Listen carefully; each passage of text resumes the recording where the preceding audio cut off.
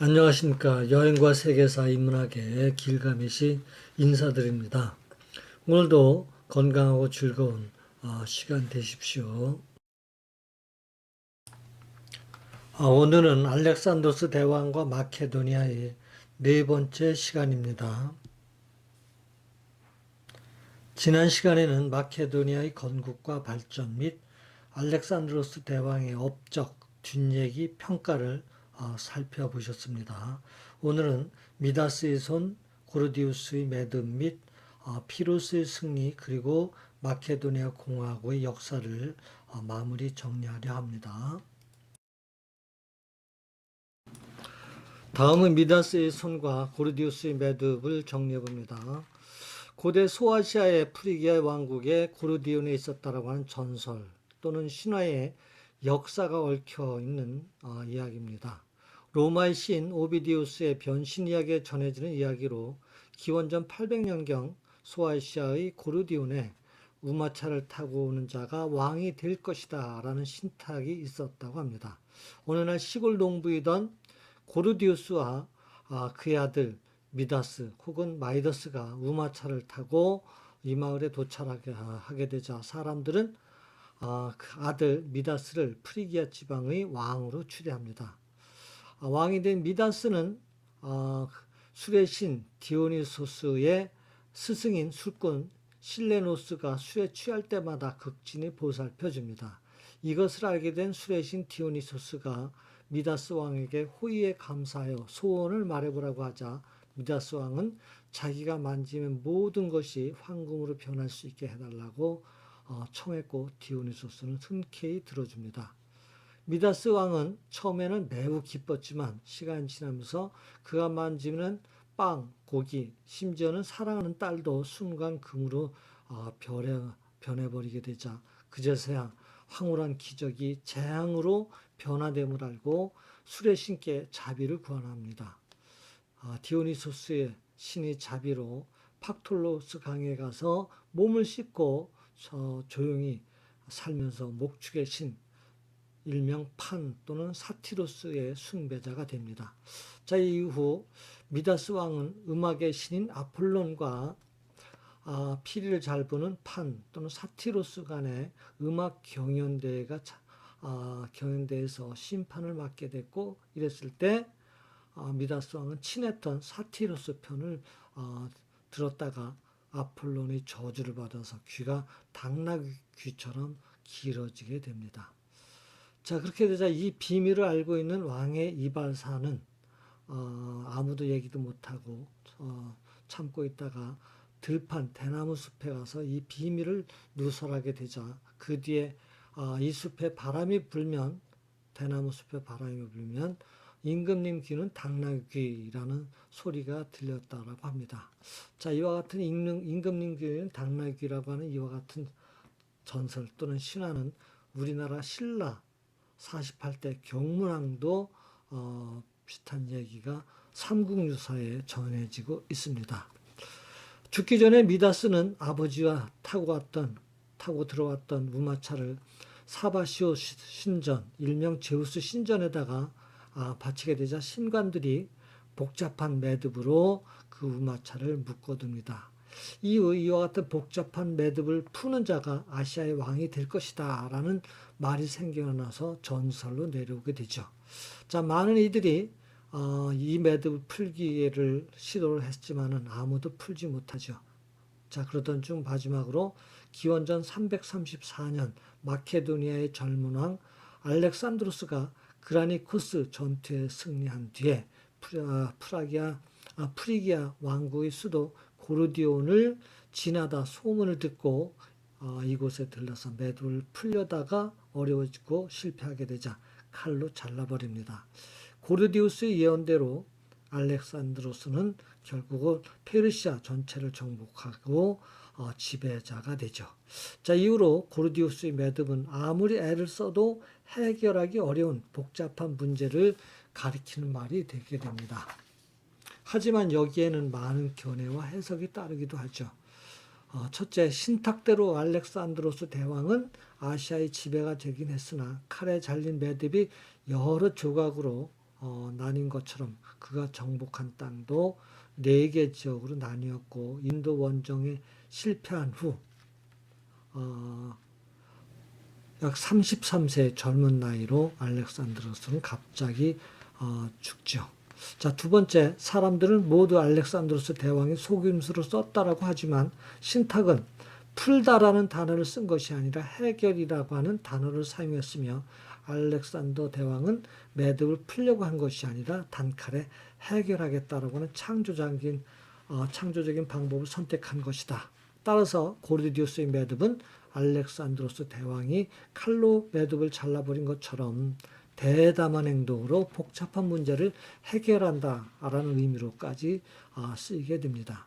자, 그 다음에 세 번째에는 또 다른 기록인 플루타르코스는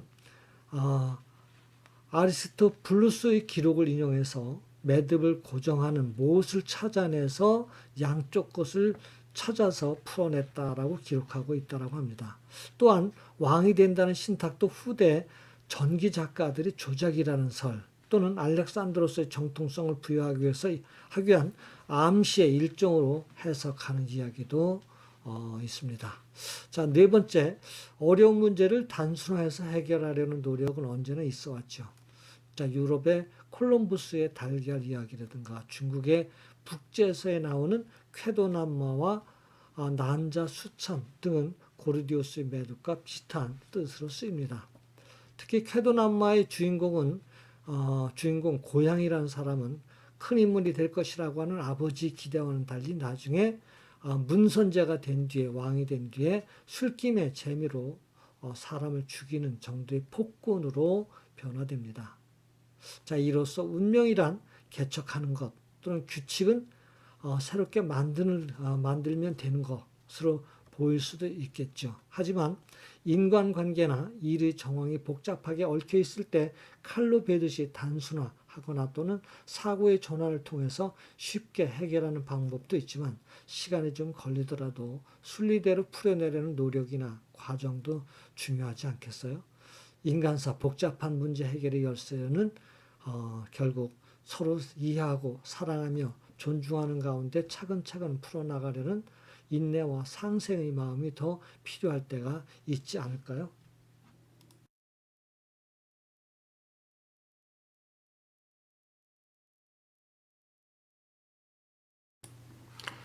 지난 시간에 드렸던 과제 피로스의 승리를 찾아보셨죠? 같이 한번 간단히 정리하실까요? 자, 피로스의 승리란 한마디로 정의하면 이겨도 득이 되지 않는 승리죠. 알렉산더의 어머니 올림피아스의 나라, 그리스 북서부의 에페이로스의 왕이었던 피로스가 로마와 대립하고 있던 이탈리아 반도 남쪽의 그리스계 도시 국가들의 요청으로 5년여간 지원에 나섭니다. 피로스 왕은 한니발이 알렉산더 대왕에 이어서 두 번째의 명장으로 존경하던 장군이며 왕이었죠. BC 280년 타렌툼의 요청으로 헤라클레아 전투, 아스클룸 전투 등에서 로마에 연승했음에도 피로스는 자기가 동원한 3만 5천 명의 병력 중 약 2만에 가까운 병력을 잃어버립니다. 물론 로마의 희생은 더 컸지만 로마는 협력 국가라든가 시 등으로부터 계속 군대를 보강할 수 있었지만은 작은 나라인 에페이로스는 인원을 보충할 수도 없어서 이겨도 이긴 것이 아닌 전투가 되어버리고 말았습니다. 자, 플루타르코스는 이렇게 기록한다고 합니다. 피로스는 자신의 승리를 축하하는 이에게 이렇게 말했다고 합니다. 우리가 로마인들과 싸워서 한 번 더 승리를 거둔다면 우리는 완전히 끝장날 것이다. 자, 피로스는 BC 275년 그리스로 돌아와서 마케도니아 전에 승리하고 BC 272년 아르고스 내전에 참전했다가 스파르타와의 전쟁에서 숨지고 맙니다. 이와 유사한 언어로는 경제용어로 쓰이고 있는 승자의 저주, 윈너 커스라는 단어가 있다라고 합니다. 치열한 경제 속에서 과도한 경쟁을 벌인 나머지 경쟁에서는 승리를 거두지만 결과적으로 승리를 얻는 과정에서 더 많은 손해를 보게 되는 현상을 말한다고 합니다. 미국의 행동경제학자 2017년 노벨 경제학상을 수상한 리처드 세일러의 더 위너 커스, 즉 1992년 발간된 책에서 널리 쓰이게 되었다고 합니다. 자, 그 대표적인 신뢰로는 인수합병 과정에서 경쟁이 치열해져서 경매에서 실제 가치보다 높은 가격으로 인수하다 보면 인수 후에 인수에 성공한 기업이 유동성이 악화되어서 큰 손해를 입게 되는 경우가 많거나 대표적이라고 한다고 합니다. 또 피로스의 승리의 반대말로 쓰이는 것에는 파피우스의 승리 또는 전략이라는 것이 있습니다. 이 뜻은 싸우지 않고 승리를 거두거나 또는 큰 피해를 입었음에도 불구하고 끝끝내 이기는 것을 말하는데 유래를 보면 로마 제2차 포에니 전쟁에서 카르타고의 한니발의 트레비아 전투 또는 트레시메노 호스 전투 또는 칸나이 전투 등에서 패배를 연패를 당합니다. 이후 로마의 독재관으로 임명된 퀸투스 파비우스 장군은 한니발과의 정면 승부를 피하는 국력 유지 및 강화시키는 지연 작전으로 첫째, 로마 인민이 마음을 하나로 묶어서 국민의 힘을 보존 증강하면서 느리지만 꾸준히 카르타고군의 전력을 소모 약화시키고 특별히 적의 보급과 식량을 어렵게 하는 포위 고립시키는 전법을 택합니다. 자, 이후 스키피오 아프리가누스의 장군의 카르타고 본국 공격으로 다급해진 카르타고의 요청으로 로마에 와 있던 한니발이 철수해서 본국 카르타고에서 스키피오 장군하고 자마 전투에서 전투를 벌였지만 크게 패합니다. 자, 그 이후 로마는 휴전을 거쳐서 3차 포에니 전쟁으로 카르타고를 완전히 소멸시키죠. 자, 이후 파피우스는 비겁하다라고 하는 많은 비난을 감수해왔지만은 죽은 후에 스키피오 아프리가누스의 승리 후에 전쟁에 최종 승리하자 로마의 방패라고 하는 칭호를 받았고 로마의 검이라고 하고 불리던 마르쿠스 클라우디우스와 함께 로마의 위대한 장군으로 칭송받게 되었다라고 합니다.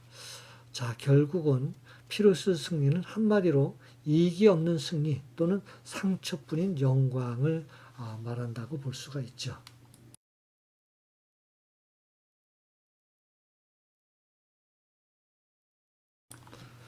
알렉산드로의 후예는 현재 어디에서 어떻게 살고 있을까요? 북마케도니아의 역사의 흐름을 같이 정리해 보실까요? 알렉산드로스 사후에 분열되었던 제국은 서아시아를 제외한 대부분이 BC 2세기 초쯤 로마에 합병됩니다. 그 중에서도 안티고노스 왕조에 속해 있던 마케도니아도 BC 168년 로마에 편입되었다가 395년 로마가 분열되어서 동로마 제국의 지배를 받게 되면서 그리스도교로 개종합니다. 9세기쯤에 불가리아, 세르비아에 의해서 분할 지배되었다가 11세기에 가게 되면 잠깐 비잔틴 제국의 지배를 받았지만 결국 중세로 넘어가면서 다시 불가리아, 세르비아의 번갈아 지배를 받습니다. 그러다 1389년 터키, 오스만 투르크죠. 세르비아의 대승을 거둠으로써 발칸반도 대부분의 국가들이 모두 오토만 제국의 일부가 되어버렸고 지역 문화 또한 이슬람화하는 등 변화를 보입니다.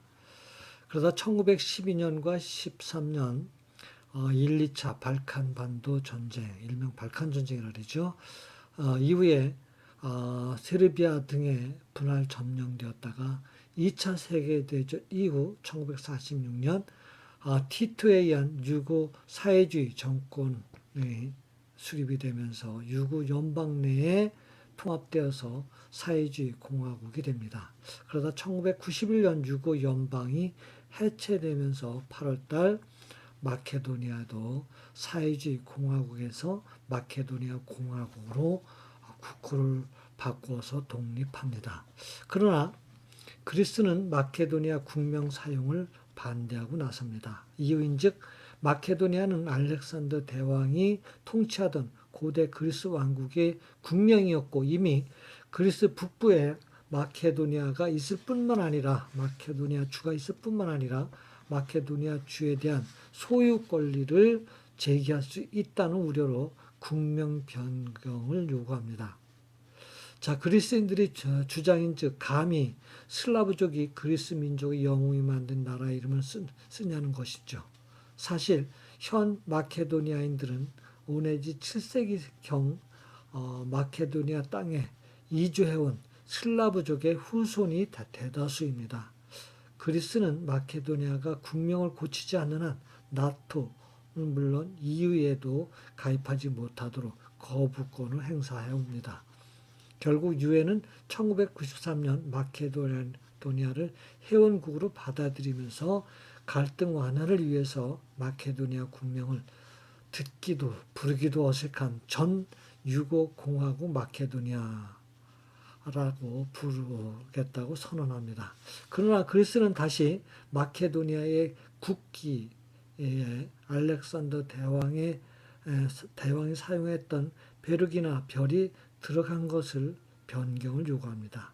그래서 1995년 마케도니아는 할 수 없이 그동안에 사용했던 베르기나 별 대신 태양 무늬가 들어있는 국기로 바꿨는데 이 국기는 우리가 어서 본 듯한 느낌이 드시죠. 바로 일제가 제국주의 시대에 아시아를 침범할 때 대동아 전쟁 때 아시아를 침범할 때 내세웠던 우길기와 너무나 비슷한 구분이 되셔서 놀라셨으리라고 봅니다. 구분하셔야겠죠.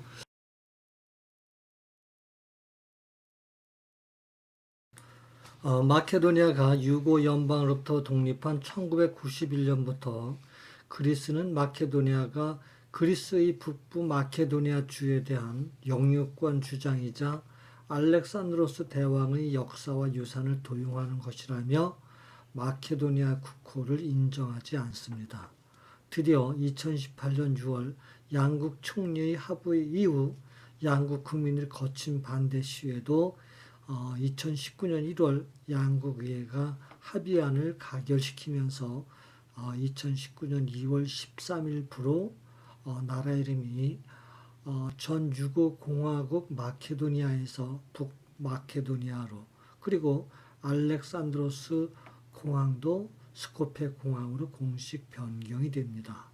이로써 29년간의 두 나라의 국호 갈등이 해결되어서 그리스는 알렉산드로스 대왕의 후예임을 국제적으로 인정받고 북마케도니아 공화국은 나토와 EU에도 가입할 수 있게 됩니다. 이어서 4월 2일 그리스 총리가 마케도니아 스코페를 방문 74년생 동갑내긴 두 총리는 대사관을 양 수도에 설치하고 에너지, 교통, 무역 등에서 협력하는 것을 포함해서 다수의 협약을 체결하고 셀카도 찍었습니다. 다행이지만 약속의 서러움을 확실하게 보여주어 남의 얘기만은 아닌 것 같습니다.